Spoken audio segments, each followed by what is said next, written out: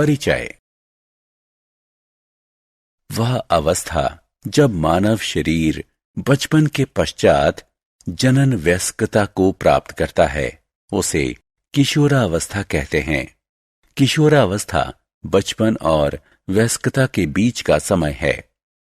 किशोरावस्था शारीरिक, संवेदनात्मक, मानसिक और सामाजिक परिवर्तन का समय है।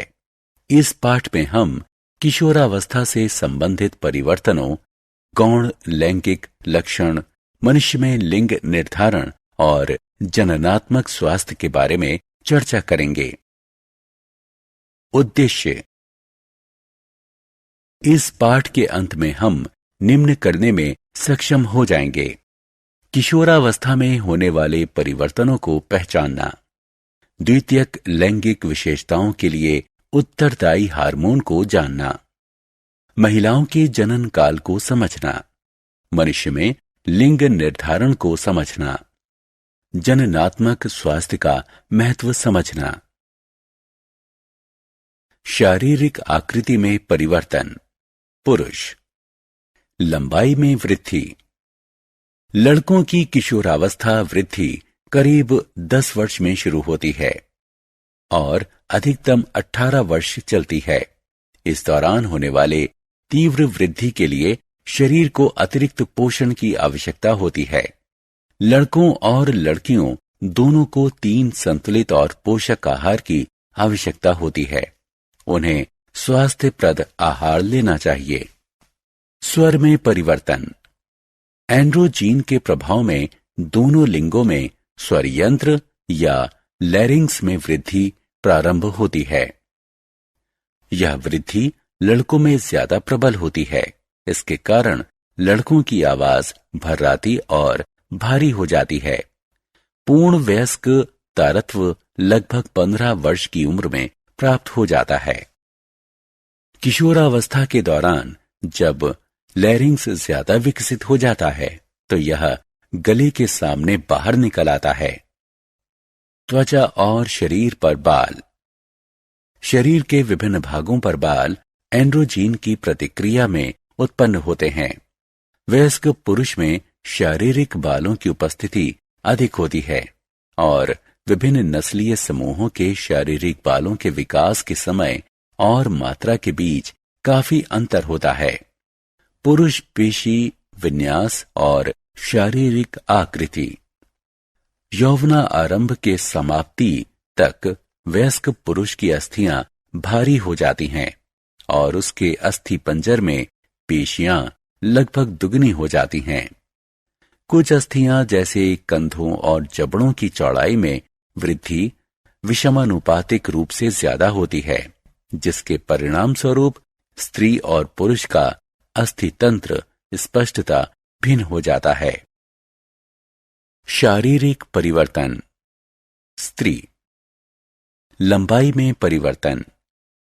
लड़कियों में किशोरावस्था की वृद्धि लगभग 10 वर्ष की उम्र से शुरू हो जाती है और 12 वर्ष की उम्र तक ये तीव्रतम हो जाती है और 16 की उम्र तक वह अपनी वयस्क लंबाई प्राप्त कर लेती है। बगल में बाल का विकास दिखता है। शारीरिक गंध और मुहासे।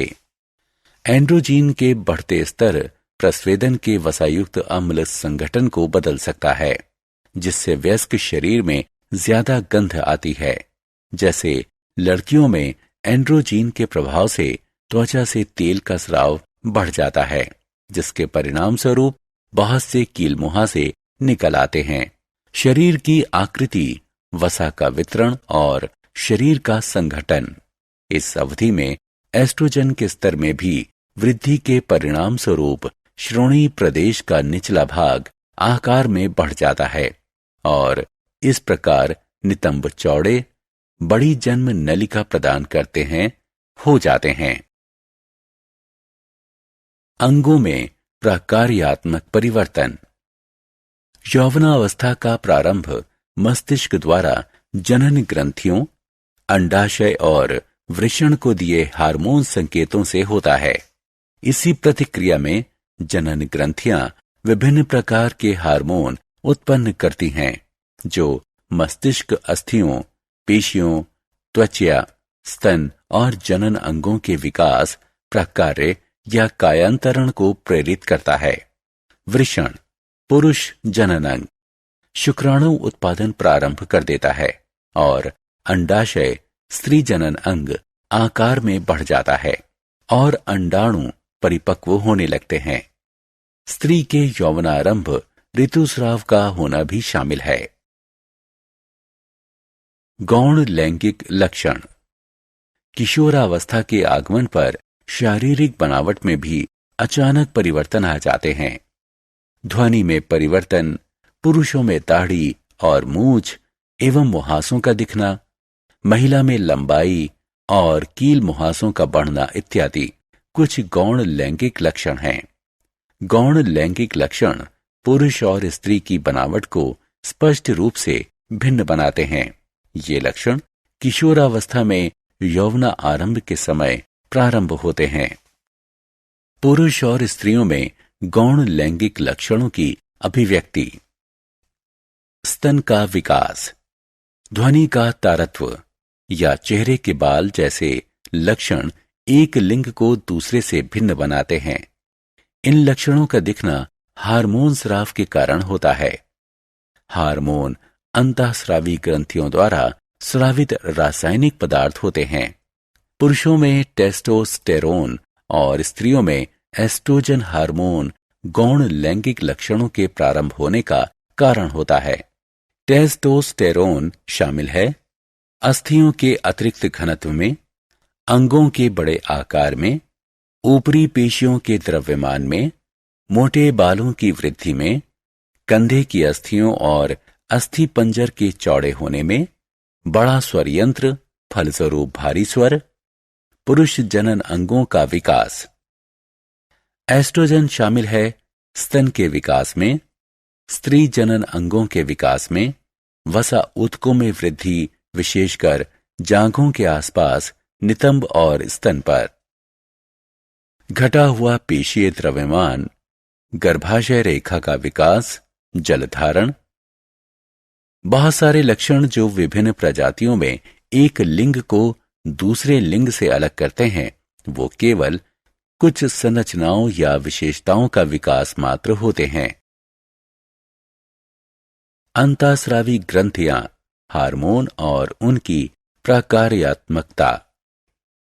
अंतःस्रावी ग्रंथियां कई छोटे अंगों का एक संयुक्त तंत्र हैं, जो अतिरिक्त कोशिकीय रासायनिक संकेत अणुओं, जिन्हें हार्मोन के नाम से जाना जाता है, को निर्मुक्त करता है।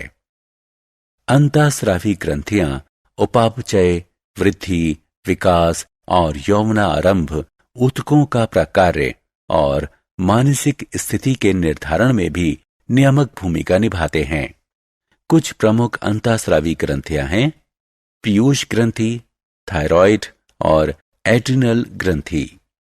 अंतःस्रावी ग्रंथियों का मुख्य लक्षण है उनका वाहिनीहीन प्रकृति, उनकी संवहन क्षमता, कोशिकाओं के भीतर निर्वाह या कणिकामय की उपस्थिति जो हार्मोन को एकत्रित करती है। गौण लैंगिक लक्षणों से संबंधित लिंग हार्मोन। पुरुषों में वृषण और स्त्रियों में अंडाशय जनन ग्रंथि, जिन्हें प्राथमिक जनन अंग कहा जाता है, होती है। ये अंग शुक्राणु और अंडाणु के उत्पादन के लिए उत्तरदायी होते हैं, लेकिन ये हार्मोन का स्राव भी करते हैं। इन्हें अंतःस्रावी ग्रंथियां माना जाता है। वृषण, पुरुष लिंग हार्मोन के समूह को एंड्रोजन कहते हैं। सबसे प्रमुख एंड्रोजन है टेस्टोस्टेरोन, जो वृषण में स्रावित होता है। टेस्टोस्टेरोन का उत्पादन भ्रूण के विकास के साथ शुरू हो जाता है, जो जन्म के कुछ समय बाद तक जारी रहता है और बाल्यकाल के दौरान लगभग बंद हो जाता है और यौवना आरंभ के समय पुनः शुरू हो जाता है। स्टेरॉयड हार्मोन निम्न के लिए उत्तरदायी होता है। पुरुष जनन तंत्र की वृद्धि और विकास। अस्थि तंत्र और पेशीय विकास में बढ़ोतरी।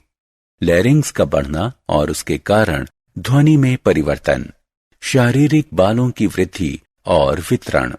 अंडाशय, स्त्रीलिंग हार्मोन के दो समूह एस्ट्रोजन और प्रोजेस्टेरोन अंडाशय में उत्पन्न होते हैं। ये स्टेरॉयड हार्मोन स्त्री जनन अंगों के विकास और लिंग निर्धारण में सहायता करते हैं। यौवना आरंभ के समय एस्ट्रोजन निम्न को बढ़ाता है। स्तन का विकास, वसा का बढ़ना, नितंबों, पैरों और स्तन पर जनन अंगों जैसे गर्भाशय और योनि का विकसित होना। एस्ट्रोजन और प्रोजेस्टेरोन संयुक्त रूप से स्त्रियों में ऋतुस्राव चक्र के समय गर्भाशय में होने वाले परिवर्तनों के लिए उत्तरदायी होते हैं। थायराइड ग्रंथि, अंतःस्रावी ग्रंथियों से उत्पन्न हार्मोन का उनके लक्षित अंगों तक के लिए पथ। अग्नाशय ग्रंथि, अग्नाशय एक अंतःस्रावी ग्रंथि इंसुलिन सहित कई महत्वपूर्ण हार्मोन का उत्पादन, साथ ही साथ एक बाह्यस्रावी ग्रंथि पाचक किण्वकों से युक्त अग्नाशय रस का उत्पादन है, जो छोटी आंत में जाती है। ये किण्वक कार्बोहाइड्रेट, प्रोटीन और वसा को अम्लान में विखंडित करते हैं।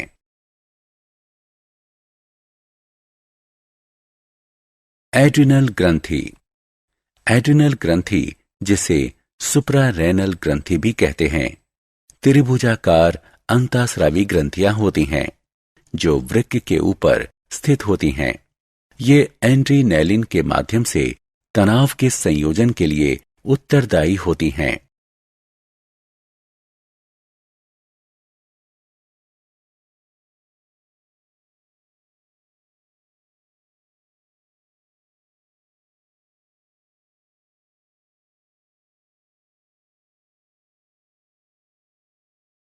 अन्य जीवों में हार्मोन। कायांतरण एक जैविक प्रक्रम है जिसके द्वारा कोई जीव जन्म या उत्पत्ति के बाद शारीरिक विकास करता है। इसमें जंतु के आकार या संरचना में कोशिका वृद्धि और विभेदीकरण द्वारा एक स्पष्ट और लगभग औचक परिवर्तन होता है। उभयचरी कायांतरण एक विकास प्रक्रम है जो थायराइड हार्मोन द्वारा प्रारंभ होता है और टेडपोल को मेंढक में परिवर्तित कर देता है। बहुत से जंतुओं में वयस्क का रूप उनके पूर्ववर्ती लार्वा से पूरी तरह भिन्न होता है। इस चिन्हित रूपांतरण को कायांतरण कहते हैं। कायांतरण एक सुप्तावस्था, जिसे प्यूपा कहते हैं, के दौरान होता है। पालतू रेशम के कीड़े का सामान्य विकास का चरण इस प्रकार है: लार्वा, प्यूपा और वयस्क अवस्था। रेशम के कीड़े के कायांतरण के लिए उत्तरदायी हार्मोन है प्रोथोरेकिकोट्रोपिक हार्मोन। स्त्रियों में जनन काल। स्त्री जनन तंत्र। स्त्री जनन तंत्र में अंडाशय, अंडवाहिनी, गर्भाशय और योनि जैसे आंतरिक अंग, बाह्य शारीरिक संरचना और तन होते हैं। स्त्रियों में यौवना आरंभ के बाद रजोदर्शन, पहला ऋतुस्राव लगभग 15 की आयु में होता है। स्त्री के जनन काल ऋतुस्राव चक्र में प्रत्येक स्राव रक्तस्राव का प्रारंभ लगभग 28 दिन के अंतराल पर होता है। ऋतुस्राव के रुक जाने को रजोनिवृत्ति कहते हैं। यह 45 से 55 वर्ष की आयु के बीच होता है।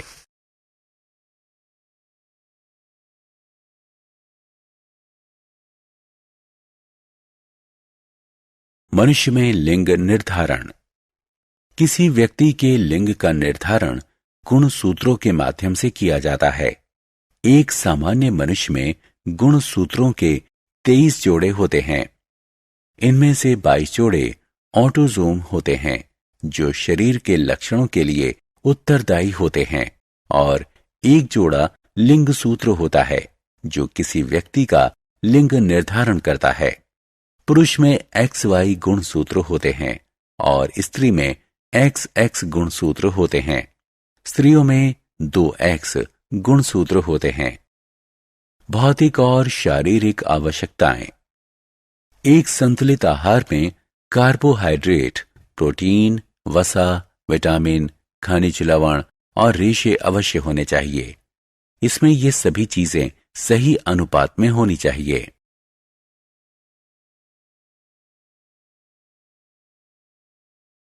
सारांश। आइए हमने जो कुछ सीखा है उसे संक्षेप में दोहराएं। वह अवस्था जब मानव शरीर बचपन के पश्चात जनन वयस्कता को प्राप्त करता है उसे किशोरावस्था कहते हैं। किशोरावस्था हमारे जीवन की स्वर्णिम अवस्था है क्योंकि यह मनोरंजन और मस्ती से भरी होती है। यौवनारंभ के अंतर्गत आपके शरीर में भौतिक परिवर्तन होते हैं जो आपके बच्चों जैसे शरीर को एक वयस्क शरीर में परिवर्तित कर देते हैं। लड़कों में किशोरावस्था का प्रारंभ लगभग 10 वर्ष की आयु से आरंभ होता है और अधिकतम 18 वर्ष की आयु तक चलता है। यौवनारंभ के दौरान लैरिंग्स में अधिक वृद्धि होती है। ये गले के सामने उभरे भाग के रूप में दिखता है। इसे एडम्स एप्पल या कंठमणि कहते हैं।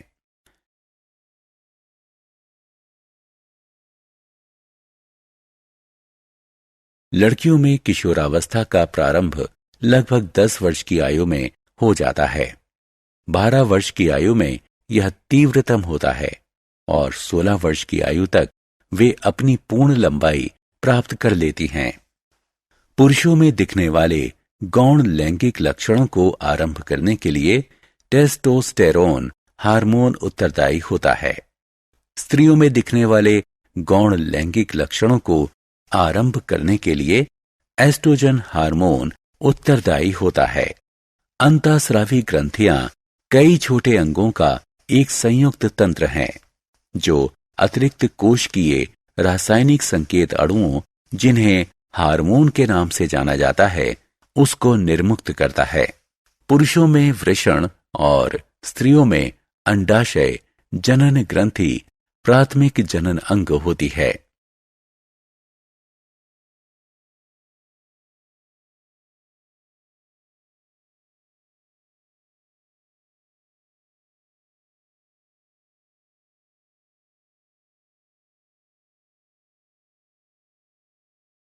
पौरुष लैंगिक हार्मोन के समूह को एंड्रोजन कहते हैं।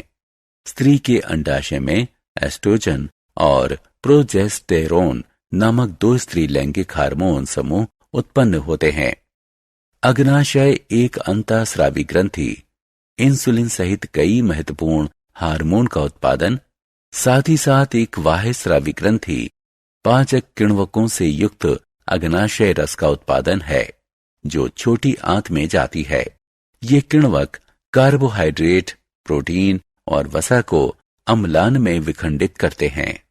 एड्रिनल ग्रंथि एड्रिनेलिन के माध्यम से तनाव के संयोजन के लिए मुख्य रूप से उत्तरदायी होती है। स्त्रियों में यौवनारंभ के बाद रजोदर्शन, पहला ऋतुस्राव लगभग 15 की आयु में होता है। स्त्री के जनन काल ऋतुस्राव चक्र में प्रत्येक स्राव रक्तस्राव का प्रारंभ लगभग 28 दिन के अंतराल पर होता है। ऋतुस्राव के रुक जाने को रजोनिवृत्ति कहते हैं। यह 45 से 55 वर्ष की आयु के बीच होता है।